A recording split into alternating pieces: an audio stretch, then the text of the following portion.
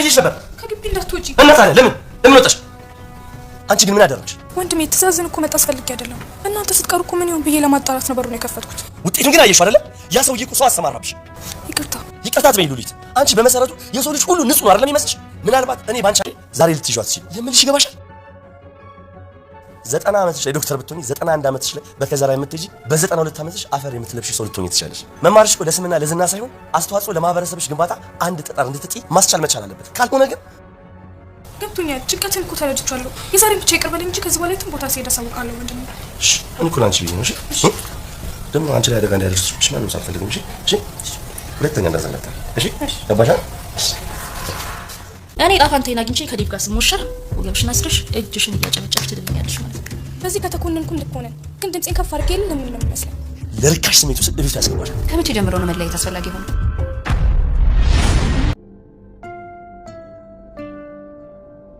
ምን እያሰብክ ነው? ሮዛ ፍቹን ለመቀበል ዝግጁ አይደለችም። እናማ ያንቺንና የኔን አንድነት ይፋ ማድረግ አንችልም ማለት ነው። ለምን? እሷ ጋር እኮ ፎቶና ቪዲዮ አለ እና ለእሷ ፎቶ ምናምን ምን እያሰብሽ ነው? ቤተሰቦች እያስጨነቁኝ ነው። ማለት ምን የሰማሽ ነገር አለ? አይደለም። ታዲያ ምንድን ነው የሚያስጨንቅሽ ማለት? ለራሴ ማስተባበያ ምክንያት ልፈልግለት እችላለሁ፣ ግን በምንም የሰብራ ወዳድነቴ ሎጂካል ሆኖ አይገኝም። ያኔ ቆንጆ ልሽ እንደሱ አታስቢ እሺ? ምን አይነት አስከ ግን ለትልንገር እንደው አበባ ይፈት ላይ እንደው ባከማይ እንደው ባንነግራት በጣለው። ሁላችንም እኮ መጥፎ ነገር ባንሰማ ደስ ይላል። ይሄ ደግሞ የተፈጥሮ ህግ ነው። ሁላችንም ወደማይቀርለት ዓለም ነው የምንሄደው አይደል? አረባኮት ማለት አረባኮት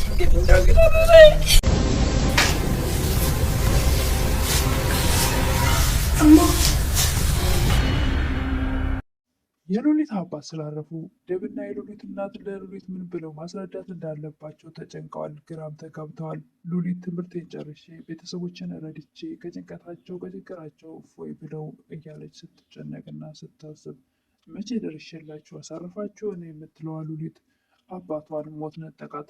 ይህን መሸከም ለሷ ይከብዳታል። ዴቭ ሔዋንን እኔና አንቺ ጋብቻችን ማስፈጸም አንችልም፣ ሮዛ የፍቹን ነገር ፈጽሞ ልትቀበል አልቻለችም የሚል መርዶ ለሔዋን ነገራት። ሔዋንም ይሄን ነገር መቀበልም መስማትም አልፈለገችም። እጅግም ደግሞ ልቧ ተሰብሯል። ሰላም ጤና ይስጥልኝ ውድና የተከበራችሁ በመላው ዓለም ያላችሁ ኢትዮጵያውያን ኤርትራውያን እግዚአብሔር ይመስገን ደህና ነኝ። ባሏ ሙሽራ ይዞባት የመጣው ሚስት ደግሞ ትንሿ ሙሽራ ክፍል 53ን አብረን እናያለን። የባለፈው ክፍል ሉሊትን የአቶ መፍሰለ ሰዎች አፍነው ሲወስዷትና ልቀቀኝ እያለች ስትጮህ ነበረ። ቪዲዮ እዛ ላይ ነበር ያለቀው። ቀጣዩ ክፍል አብረን እንይ። ቀጣዩ ክፍል ሉሊትን አርቀው ሳይወስዷት ዴቭ እዛው አካባቢ እንዳሉ ደርሶ አድኗታል፣ ወይም ደግሞ ወስደው ከማፈን ወይም ከማገት አድኗታል ማለት ነው። ሉሊትን ሊወስዳት የነበረውን ሰው ደብድቦ ካባረረ በኋላ ሉሊትን አልፏ ሲሄድ ለምንድን ነው የማታናግረኝ ትል ነበር። ሉሊት ለምንድን ነው የማናግርሽ? ለምንድን ነው ምን ብዬሽ ነበር ይል ነበር። ዴቭ ከግቢ እንዳትወጪ ብላኝ ነበር፣ ምን አደረግሽ አንቺ ግን ወጣሽ ሲላት፣ ሉሊትም እኔ እኮ ትእዛዝን ለመጻፍ ፈልጌ ሳይሆን እናንተ ስትቀሩ ምንድን ነው ብዬ ለማጣራት ነበር ትል ነበር ሉሊት። እንዴት ነው አየሽው አይደል በመውጣትሽ? ሰውየው ግን ሰው አሰምርቶብሽ ነበር ይላት ነበር ዴቭ። እንጂ እኮ የሰው ልጅ ሁሉ ልቡ ንጹህ ይመስልሻል አንቺ ይላት ነበር ዴቭ። መሰረት ተሳክቶለት ወስዶሽ ቢሆን ያለች ምን ሊፈጠር ይችል ነበረ? ምናልባት ቤት ወስዶ አፍኖሽ ከውጭ ዓለም ጋር እንዳትገናኝ አድርጎ ሰው ጋር እንዳትገናኝ አድርጎ አፍኖ ቤቱ ያስቀምጥሽ ነበር። ብዙ የደከምሽለት ትምህርትሽም መቋጫ ሳያገኝ ራስሽም ለሀገርሽም አስተዋጽኦ ለማድረግ የምትደክሚበት ነገር ከንቱ ይቀር ነበር። ምናልባት ከዓመታት በኋላ ትምህርት እድሜ ስለማይገድበው ልትጀምር ይሆናል። ነገር ግን ያሰብሽውን ይሳካል ማለት አይደለም።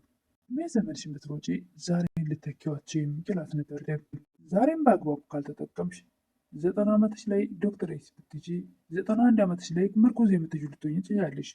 92 ላይ ደግሞ ልትሞት ትችያለሽ። ዛሬም በአግባቡ መጠቀም አለብሽ ያለ ዴቭ ሉሊትን ይመክራት ነበር። አርሽ ደግሞ ለስምና ለዝና ሳይሆን ማህበረሰቦች ላይ አንድ የሆነ ነገር እንድትጥይ ግድ ይላል። ተረድቻለሁ ጭንቀትን ደግሞ ዛሬም ብቻ ይቅር በለኝ እንጂ ከዚህ በኋላ እንቅስቃሴን አሳውቅሃለሁ ትል ነበር ሉሊት። በቃ እኔ አንቺ ላይ ችግር እንዳይደርስ አደጋ እንዳይደርስብሽ ብዬ ነው ብሎ ቅፍ አድርጎ ሉሊትን ሁለተኛ እንደዚህ እንዳታደርጊ ብሏት የወንድምነት ፍቅሩን ገልጾላት ይለያያሉ። ሔዋንና ሮዛ ሙሽሪት ትላለች ሮዛ ሔዋንን። ደግሞ ምን ልትይ ነው ትል ነበረ ሔዋን። ስለ አንቺ የምናፈሰው ወሬ በጣም ቀልቤን ገዝቶታል። በጣም ነው የወደድኩት ስላንቺ የሚናፈሰውን ወሬ ትል ነበር ሮዛ። አሁንም ምናልባት ከፍሻ እንዳልጦሽ ይሆናል ብዬ ሰምቼ እንዳልሰማው አልፈዋለሁ ትላት ነበረ። ሰው እኮ ለማናገር ካልፈለገች ከደበረች ደበር ከደበረው ደበረ ነው አይደል? ለምን አትርሱኝ ትያለች ትላት ነበር ሔዋን። እኔን ሮዛን ሞተሽም አይደለም ቆመሽ ሞተሽም አትረሽኝም፣ ለእያንዳንዱ ከደስታሽም ከሀዘንሽም ጀርባ አለሁ ትል ነበር ሮዛ። አጋጣሚዎች በአንቺና በምትፈልጊው ዕጣ ፈንታ መሀል ያቆሙኛል፣ እሱ ደግሞ ቸርነቴ ወይም ደግሞ ሞት ያስፈላጊ ይሆናል ትል ነበር ሮዛ።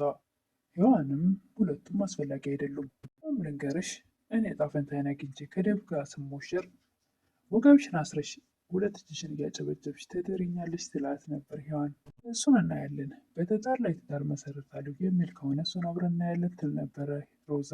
ባለትዳር አልነበርሽ እንዴ 80 ሳትቀጭ ነው መተሽ ከደብ ጋር የሆንሽው ትላት ነበር ሔዋን። ደግሞ ደብን ብዬ ፍቅሬን አክብሬ ደብን ብዬ የትና የት ሀገር ባህር ተሻግሬ መጣሁ ትል ነበረ ሔዋን። አንቺ ግን እንደዚህ ለማይረባ ለርካሽ ፍላጎት ስትይ ነው ደብን ያገባሽው ትል ነበረ ሔዋን። ወደም እሱን ከኔ ማንም ሊቀማኝ አይችልም ትል ነበር ሮዛ። ለምን የልቡ ንግስት ማንም መንገደኛዋ ደብን የእርግላዋ ልታደርገው ትችላለች? መሰለ ወርቅ ዕንቁ ያለ ቦታው አስቀምጠሸዋል ትላት ነበር ሔዋን ሮዛን። ደብ ደግሞ ትክክለኛው የደብ የልቡ መቀመጫ እኔና እኔ ብቻ ነኝ ትል ነበር ሔዋን። እዛም በጭራሽ ሊሆን አይችልም ትል ነበረ ሔዋንም ደብ ደግሞ የኔ ነበር፣ ይህን ጠንቅቀሽ ታውቂያለሽ ትላት ነበር። እኔ በሕይወት እያለሁ መቼም እሱን ልታገኘው አትችይም፣ እሱ እንዳለምሽ ትኖሪያለሽ እንጂ ትላት ነበር ሮዛ ሔዋንን። የሉሊት እናት ለሉሊት ደውለው ናፈቅሽኝ እኮ ልጄ ይሉ ነበረ። ማሳችንም ዘንድሮ ጾሙን ሊያድር ነው፣ እኛም ልንራብ ነው ይሉ ነበረ ማለት ስትል የሉሊት እናትም አባትሽ እንደሆነ በሬ ጠምዶ ማረስ አይችል፣ እግሩን እንኳን ካልጋ ማንቀሳቀስ አይችልም ይሉ ነበር። አንድ ዓመት እንኳን ለአንድ ገበሬ እንዳናኮናትረው ያን የተረገመ መሰለን እንፈራለን። እናቴ የተጨነቅሽብኝ አይደል ትል ነበር ሉሊት። እኔ ድክም ልበልልሽ ትል ነበረ ሉሊት። ያው እንግዲህ በሴት አቅሜ ብቆፍረውም ያንን ያክል አይደለም ብዬ እኮ ነው ልጄ አንቺንም አስጨነኩሽ ይሉ ነበር የሉሊት እናት። እናቴ አትጨነቅብኝ፣ የተወሰነ ገንዘብ እኔ እልክልሻለሁ ትል ነበረ የሉሊት እናትም። ተማሪ አይደለሽ ልጄ ከየት ታመጫለሽ? አንቺን መስጠት ሲገባኝ ገና ተማሪ ነሽ ይሉ ነበር የሉሊት እናት። እኔ የምፈልገው አንቺ ሙነሽ እንድትቆይልኝ ነው እንጂ ከማንም ውሰጂ ከማንም እሱ አይደለም ችግር ትል ነበር ሉሊት።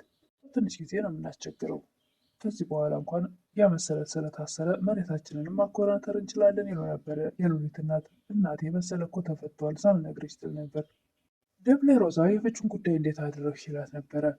ከመቼ ጀምሮ ነው ደግሞ መለያየት መፍትሄ የሆነው ትል ነበር ሮዛ።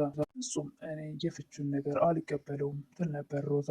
ራሽ በፍቹ አልስማማም ትል ነበር ሮዛ። ደብ ለምን በሚላት ሰዓት እኔ ካንተ ውጭ በፍጹም መኖር አልፈልግም፣ ራሽ የመለያየው ወረቀት ላይ ፊርማዬን ላሳርፍ አልችልም። ሮዛም ለገንዘብ ብላ የተጠጋችው ደብን እኔ ዛሬም ቢሆን እወድሃለሁ ትል ነበረ። ልክ እንደምትወደው እንደምታፈቅረው ልታስገድለው ከአንዴም 2-3 ጊዜ እንዳልሞከረች ሁሉ ሔዋንም ለደብ ልብሱ ለክተን ቀን መቁረጥ ብቻ ነበር የቀረን፣ ግን ምንም ማለት አልቻልክ እስካሁን ዝም ብለሃል ትለው ነበር። በሚቅርታ ይል ነበር። እኔ እኮ ይህን ያክል ለሰርግ የምጓጓ አይደለሁም፣ ግን ተደገሰ አልተደገሰ ለማንኛውም የአንተን ውድነት ለእኔ ምንም ሊቀይረው አይችልም ትል ነበረ። እዚህ ሰዓት ምን ማለት እንዳለበት ሲጨንቀው ስታይ ምንድን ነው የምን እያሰብክ ነው ትል ነበር ሔዋን። ሮዛ ፍቹን ለመቀበል ዝግጁ አይደለችም። እና ምን ማለት ነው ትል ነበረ ሔዋን። እናማ የአንቺና የኔን አንድነት ይፋ ማድረግ አንችልም ይል ነበረ ደብ። ምን ትል ነበረ ሔዋን። እሷ ጋር እኮ ፎቶና ቪዲዮ አለ ይል ነበር ደብ። እና ለእሷ ፎቶና ቪዲዮ ብለን ነበረ ሔዋን። ደብም የማይሆን ማህበረሰብ ልንገነባ ነው እንዴ? ከእሷ ጋር ደግሞ ክስ ውጣና ውረድ ልንል ነው? ማህበረሰቡ ዘንድ ተቀባይነትም እናጣለን፣ ለትውልዱስ ምን እናስተርፋለን ይል ነበረ ደብ። ብስጭት ብላ ለካ ሮዛ እውነቷን ነው ትል ነበረ ማለት ይል ነበር ደብ። በልብሽ የነገሰውን ሰው ታልሚዋለሽ እንጂ መቼም ላንቺ አይሆንም ብላኝ ነበር ትላለች ሔዋን። እየተነጋገሩ ያለ የሉሊት እናት ይደውላሉ። የሉሊት እናትም ባለቤታቸው እንዳረፈና እሳቸውም ልጃቸውን ለማግኘት እንደመጡ ይነግሩታል። ደብም ወዳሉበት ሩጦ ይሄዳል። የሉሊት እናትም አንድ ጊዜ ብቻ ልጅ ላገኛት እንጂ ከዚህ በኋላ ባለቤቴ ወደ ሄደበት ብሄድ ምንም አይመስለኝም ይሉ ነበር። በስተመጨረሻም ደብና የሉሊት እናት ወደ ቤት ይመጣሉ። ምን ብለው ስለ ሉሊት ማስረዳት እንዳለባቸው ግራ ተጋብተዋል። እጅግ ተጨንቀዋል። ሕይወትን ለማረጋጋት ሞክሮ ምንም እንዳይሉ ብሎ ደብ አባብሏቸው ይዟቸው ሊገባ ስል እሳቸው ግን እንባቸው ይገርማቸው ነበር። ማረጋግቶ እንባቸውን ጠራርገው እንዲገቡ ወደ ቤት ካደረገ በኋላ እቤት ሲገቡ ዴብም አንገቱን ደፍቶ አንገቱን ሉሊትን ቀና ብሎ ለማየት አከብዶት እናትየዋም ከኋላ ታያቸዋለች። ሉሊትም ደንግጣ እማ ትላለች። እንግዲህ ቪዲዮ ያለቀው እዚህ ላይ ነው። ሉሊትስ የአባቷን ሞት እንዴት ብለው ሲያረዷት ይሆን? እሷስ መሸከሙን እንዴት ትችል ይሆን? ያሰበችው ሀሳብ ሳይሳካ ቤተሰቦችን ተምሬ ጨርሼ አግዣቸው እፎይ ብለው እያለችው እቅዷ ሳይሳካ የአባቷ ሞት ምን ያክል ቅስሟን ይሰብር ይሆን? እሱን በቀጣይ የምናየው ይሆናል። ዛሬ ግን ይህን ይመስል ነበረ።